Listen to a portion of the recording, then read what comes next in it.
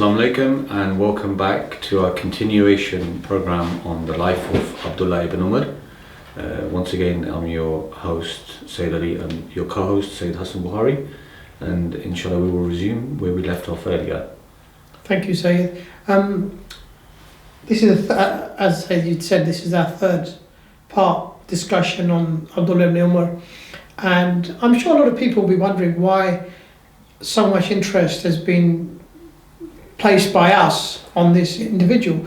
Why would the Shia community, the Bayt al-Ghadir team, deem it so important to have series on Abdullah ibn Umar? Well, we've touched on aspects of his life in parts 1 and 2. What you'll see now is in this part how influential he is in terms of setting the Sunni mindset on the doctrine of imamate and caliphate, which is essentially why we've wanted to take our viewers on a journey to understand Abdullah ibn Umar, his background, his life, his thinking, how he dealt with the first three caliphs, how he dealt with Amir al-Mu'mineen, and then when we get to the caliphate of Muawiyah and Yazid, you'll see how the true Ibn Umar, as in his thinking, his interpretation of religion, his take on religion, how it shapes, how it's so influential, because don't forget he's regarded as a major revered figure, and the version of Sunni Islam that we have today on the concept of pledging allegiance, the importance of allegiance, the importance of a caliphate concept, not leaving the earth without having an imam, without having a caliph. You will see how important Abdullah ibn Umar is in shaping that thinking.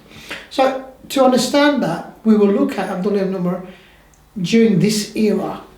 And with the era that we've now taken this discussion to is the era of Yazid. Now people need to understand something, that Abdullah ibn Umar was an individual. He did not give bayah to Amir al-Mu'mineen Ali ibn Abi Talib. He did not give bayah to Imam Hassan alayhi salam, but he did give bayah to Muawiyah and to Yazid. And we are now taking the discussion to the caliphate of Yazid. There's not really much need to discuss Yazid as a character. The annals of Sunni history in general are replete with the sort of character that Yazid was. And the fact that Muawiyah, before he died, he got the people, he essentially tried to place him into position as his successor. So he set the scene. When Yazid became caliph, the people had already now started giving bayah to him. Entire regions, whether it was through coercion, whether it was through bribery, whatever happened, people had given their pledge of allegiance to Yazid. It got to a stage where there were only, I think, four sons of prominent companions who had refused. Okay, and eventually that withered away. We were left a scenario where only, in terms of those companions, sons of very famous companions, the only one that was left was Hussein ibn Ali alayhi salam, who refused to recognise the caliphate of Yazid and said, I will go elsewhere, but I don't want anything to do with this concept of pledging allegiance to this individual. Yazid was obsessed with securing that caliphate, because don't forget, he was trying to create a system. History, if this had happened, it would have said that Yazid's caliphate was so just, so right, that even the Sahaba and the Ahlul Bayt had pledged allegiance. So this is what it was all about. Imam Hussein alayhi salam refused. History is very clear. He head out in the direction of Karbala, where he was stopped by Yazid's army. Sorry, Sayyid, you mentioned Karbala. Yeah. There might be some viewers out there who might not be aware of what actually happened. Okay, so basically, so if you can just give a quick... Imam Hussein alayhi salam was actually based in Medina. Who is the grandson of the Prophet? The son of Imam Ali alayhi salam and Sayyidah Fatima salamun alayha. And during this period in time, his brother was the previous caliph. That's in terms of from the Ahlul Bayt alayhi salam. Imam Hassan alayhi salam was the caliph. And the Ahlul Bayt really made Medina their kind of base. Their base, yeah. So what had happened was they'd settled there. At the time, Imam Hussein alayhi salam was planning on going on Hajj, and information had come to him that Yazid had prepared pilgrims who were actually assassins to assassinate him, to finish Imam Hussein alayhi salam in the precincts of the Kaaba. So Imam Hussein alayhi salam was on his way, broke from the Hajj ritual. He was in the Ihram and he headed decided to head off into the direction of the southern region of Karbala. Yeah. Traditionally, because Imam Ali alayhi salam had set up his base towards the southern part of Iraq, in the region of Kufa. Yeah. Imam Ali alayhi salam had supporters in that region, Right. those which define themselves as Shia. And don't forget, the term Shia at that time was a generic term. Right. Those individuals who were with Amir al-Mu'mineen and opposed to the Caliphate of Muawiyah, they would call themselves Shia to Ali. So Right. they're essentially, during that era, 37 Hijri, there was no concept of Al-Sunnah wal Jama'ah. There was Shia to Uthman Right. and Shia of Ali. So that's why when in Safi, no one called themselves Shia of Muawiyah. Those which were the adherents of the Umayyad camp and those which didn't believe Amir al-Mu'mineen was the rightful caliph, there was a clash. And you have to understand, because there was that generic term, the word Shia of Ali at that time comprised of those that believed Amir al-Mu'mineen was the fourth caliph, the right, as in he had secured the bayah of the people, he was the rightful khalifa. Okay? And there were those. Well, if we take a step back in history, Yeah. Umar was the one who actually conquered Iraq. Oh yeah, absolutely. And I think many of the prominent Sahaba even went and migrated. It's absolutely true. I mean, that was a state which it had Umar's seal of approval. His men were in there. But like I said, those people which had given bayah to Imam Ali after Uthman, they would have called themselves Shia of Ali as well. So there are two types of supporters. Those, the overwhelming majority, who had given bayah and viewed Imam Ali as the fourth caliph.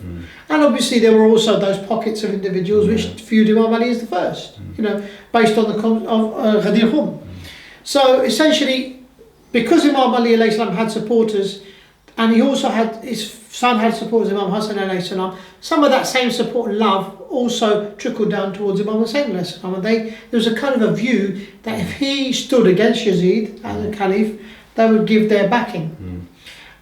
So what happened was the viewpoint that they'd taken was to Imam Hussein. They were saying, if you come here, we will pledge allegiance to you. We will support you. If you actually look at those letters that were written to Imam Hussein Islam, one of them included prominent companions of the Prophet, and peace and blessings be upon him. Yeah. Even though many letters were written, some letters could have been fabricated. The bottom line is this, that Imam Hussein alayhi salam, first he sent Muslim ibn Aqil, his brother, the brother of Imam Ali alayhi salam, his son, the cousin of Imam Hussein alayhi salam, to go and kind of scope the situation in Kufa.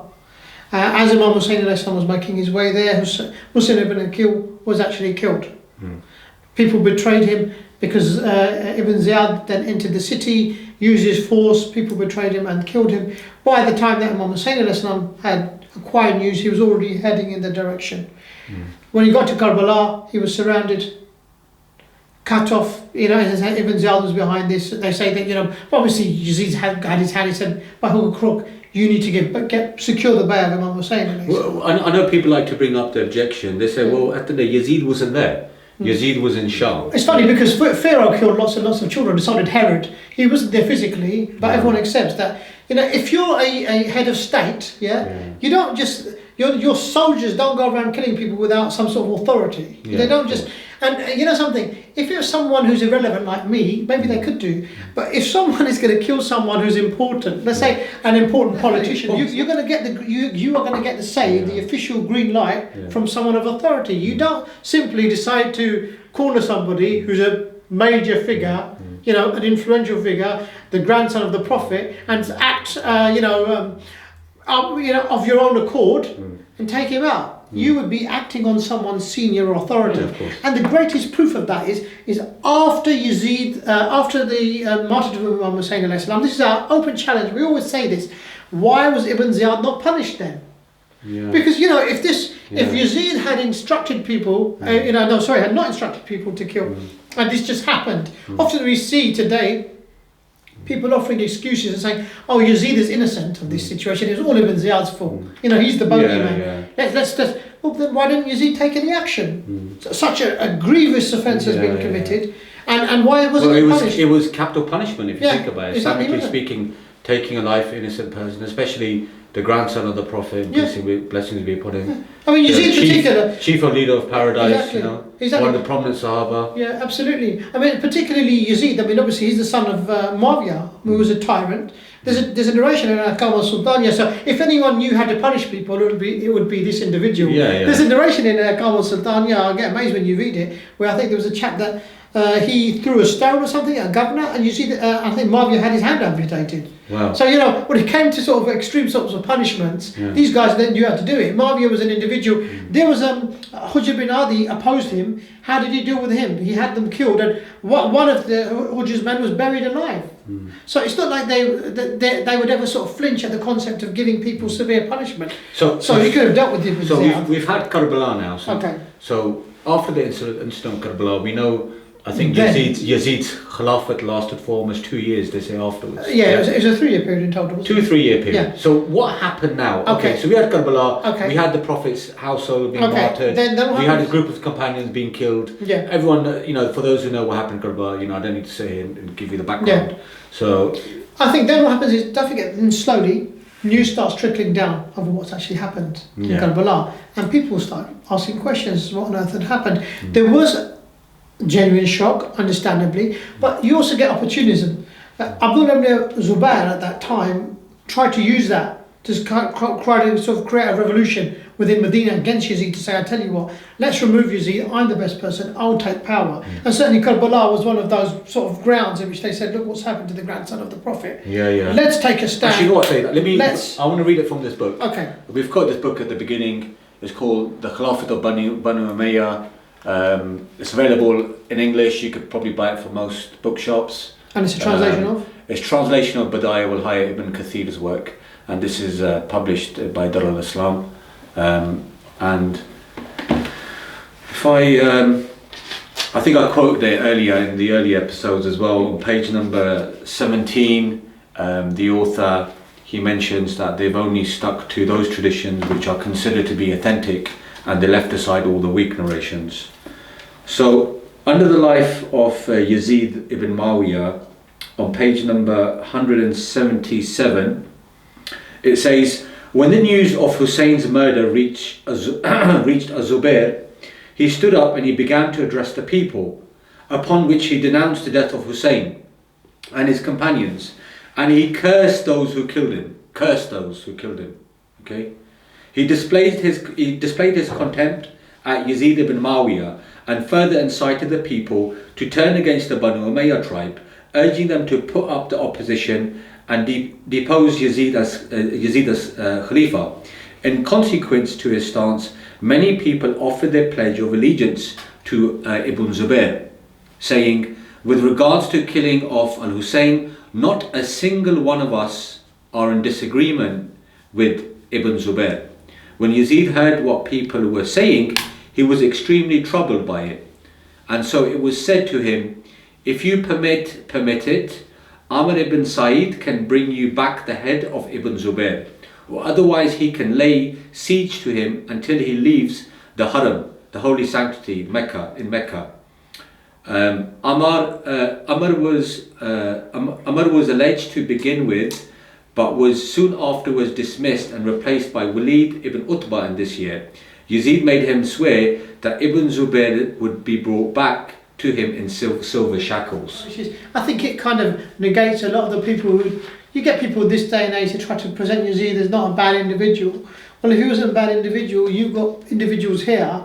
Certainly you regard the Sahaba and the Tabi'in as the best of generations, and what was left of the Sahaba and the Tabi'in at that point in time, they didn't think much of Yazid. So essentially that's the kind of the situation in Medina at the time. But then we also then enter into another situation. What then happens at Harra? And so do you want to actually read out the situation in Harra? Because sure. Medina, let's try, because now we understand the people of Medina are now outraged. So there is a kind of a viewpoint that Yazid should no longer remain as head of state. We need to get rid of this guy. Enough is enough. What does Yazid do? And first of all, just if you read some of it, you'll see how graphic Yazid's response is. So if you kind of okay, let's have a look. So this is mentioned in al-Suyuti's book Tariq al-Khulafa, in the Arabic edition, page number 167. And it says, in the year 63 AH, Yazid was informed that the people of Medina have rejected him and are preparing to wage war upon him. Knowing this, Yazid sent a huge army out to Medina and declared war upon the people of Medina. After looting Medina, he sent an army to fight Abdullah ibn Zubayr in Mecca. And so the incident of Harra took place. And the incident of Harra, interesting enough, it's one particular incident in history which, to be honest, not many Muslim people know about. Yeah, Karbala is very famous, but you know, if there was a tragedy after Karbala, definitely there's this tragedy of Harra. So continuing on where I left, it says, after looting Medina, he sent the army to fight Abdullah ibn Zubayr in Mecca, and so the incident of Harra took place. Do you know what Harra is? Regarding it, Hassan al-Basri, a Tabi, said, by Allah, when Medina was attacked, there remained not a single person who was safe from it. A group of Sahaba and others were killed, and Medina was looted, and thousands of virgin girls were raped. The Prophet, may peace and blessings be upon him, said, whosoever finds the people of Medina, Allah will frighten them. May Allah curse the person. Allah has cursed the person and his angels, and all the people is upon such. Yeah, so basically Allah and his angels curse such a person. Who attacks the city of Medina. Who attacks the city of Medina, yeah. So the hadith is actually in Sahih Muslim. Mm. The reason why people of Medina did not give bayah to Yazid was because he was indulged in too many sins. Okay, so you can see this is a situation where, you know, you call it like a genocide, ethnic cleansing. This is the actual cleansing of an entire region. Makes your hair stand. Of Sahaba. Yeah. Because don't forget, these were the last remnants of the companions of the Prophet. Yeah, people say that, oh, you should respect the companions. Is this how companions are being respected by Yazid? But again, Yazid, you know, what excuse do we have here for Yazid? This was, okay, Karbala, let's just say if Yazid wasn't physically there, right? Yeah, exactly. What excuse is there for Harra? Exactly. None at all. None at all. And you know, this is the city of the Prophet. Well, to be honest with you, they'll probably blame Yazid for Harra. They probably wouldn't blame him for Karbala. Yeah, exactly. As Mom was saying this. Exactly. Right? But okay, even then they're very quiet on this because, again, they view, obviously the concept is that you should have respect for the Sahaba, how they're respected. Killed other women and raped. So what was Abdullah ibn Umar's role now? This is where essentially we then bring the discussion back. We've digressed for a reason. We wanted to try to set the scene for you to understand what Karbala is and for you to understand what the situation was on the ground at the time. Reason because you'd say that the common man would be shocked and appalled. You know, anyone, I think even if we were to read this to a non-Muslim today, they'd say, you know, what on earth type of individual is this? But then when we look at the response of Abdullah ibn Umar to people's objections to Yazid, to people's hatred of Yazid, to people's decision to either not back Yazid or break the Pledge of Allegiance, then that in itself creates a shock, and you think to yourself, what type of concept and doctrine did this man adhere to? And what type of concept and doctrine was he trying to spread to the people? Okay. And don't forget, we're talking about what Ibn Umar did at 2 points. Because, you know, he decided to offer a position on two types of groups. Those that didn't pledge allegiance to Yazid, what their status is, and those that pledged allegiance and broke it, what their status is. Right. So you'll see that the positions that he's going to give now cover both types of groups. Yeah. Obviously, you've passed me the book with the text from Ibn Kathir's book. Kathir, yeah. But you will actually find this narration in Sahih Bukhari. Yes, it is. It's in Bab al-Fitan, isn't it? Yeah. So should I read it from this book? Yeah, I think you can read it from this book. I'll read it from Nafi is reported to have said, when the people abandoned the leadership of Yazid ibn Muawiyah, Ibn Umar gathered his children and family together, after which he declared his faith in Allah, his messenger, and then said, we have pledged our allegiance to a man in keeping with our covenant with Allah and his messenger. Indeed, I heard the messenger of Allah say, a flag will be fixed on the day of resurrection for every betrayer, and it will be announced publicly in front of everybody that this is the betrayer. This is the betrayal of so-and-so and of so-and-so. So certainly the greatest betrayal apart from associating partners with Allah is committed by a man who pledges his allegiance to a man for the sake of Allah and his messenger, but who then violates and breaks the pledge. Yazid has not abandoned a single one of you, nor has he been immoderate with any of you in dealing with this matter. Therefore the feud between us and him is forbidden. So that's the first thing that one needs to understand, that the position is taken. I think there is another narration. Do you want to read the narration from Bukhari as well? Yeah, sure. So this is from Sahih Bukhari, volume 9, chapter 22, hadith number 227, page number 175 to 176. Narrated Nafi: when the people of Medina dethroned Yazid ibn Muawiyyah, Ibn Umar gathered his special friends and children and said, I heard the Prophet saying, a flag will be fixed for every betrayer on the Day of Judgment. And we, as in Ibn Umar, and we have given the oath of allegiance to this person in accordance with the conditions enjoined by Allah and His Apostle. And I do not know of anything more faithless than fighting a person who has been given the oath of allegiance in accordance with the conditions enjoined by Allah and His Apostle. And if ever I learn that any person among you has agreed to dethrone Yazid by giving the oath of allegiance to somebody else, then there will be separation between me and him on the Day of Judgment. There we are. So you can see how Ibn Umar is so concerned about breaking the Pledge of Allegiance that he's actually relied on a hadith. He's tried to fit it for Yazid, that individuals that break the Pledge of Allegiance to Yazid, they will be deemed betrayers on the Day of Judgment, and their sin from the narration is after the concept of shirk. The next greatest sin is this one. Well, so you could have like lots and lots of different types of sin: fornication, alcohol. Nothing compares to the concept of breaking, especially with Yazid. Placing your hand in the hand of a caliph and then walking away. I think we need to conclude for today, and inshallah we will continue on in our next episode. So thank you for joining us. Assalamu alaikum.